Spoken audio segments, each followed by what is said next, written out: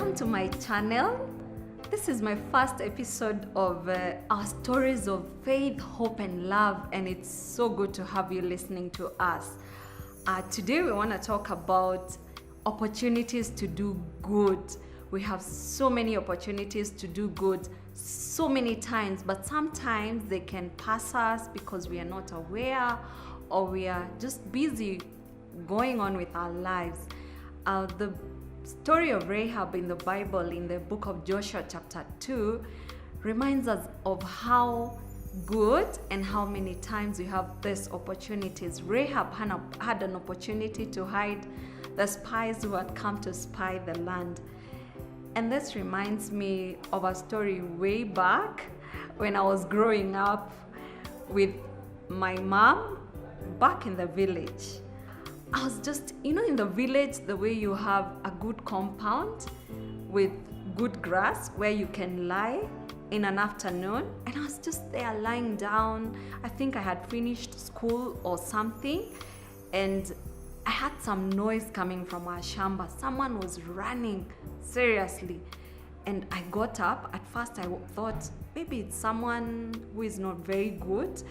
I got up and I was waiting to see what was about to unfold. And so I stood there. In a few seconds, my cousin arrived. He was panting and he only said 3 words: hide me somewhere. And there was no time to ask him, what's going on? Who's running after you? There was really no time. So I just went. My mom had this kitchen in our where I come from. You have 2 kitchens, the one in the main house, if you have one, and one which is outside. The good one, you light fire and you can roast maize, that one. So my mom's kitchen had 2 rooms. So I just opened the door quickly and pushed him in and closed the door. And I went outside to just wait to see, okay, where are we going after this? And in a minute, a relative arrived and he was so furious. He was carrying a panga. He was ready to just hack someone or kill someone. And he was also panting. He asked me, where did that boy go? So I was very calm. I acted cute. I asked him which boy. And he told me that boy who passed here. And he mentioned the name of my cousin. I was like, I haven't seen him. He was like, no, but he passed here. I insisted, no, I was just lying here and no one has passed here.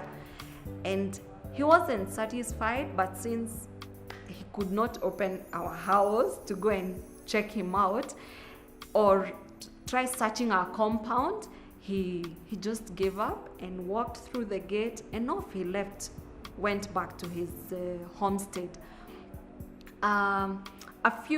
After I confirmed that he had left, I just went and told my cousin he's gone.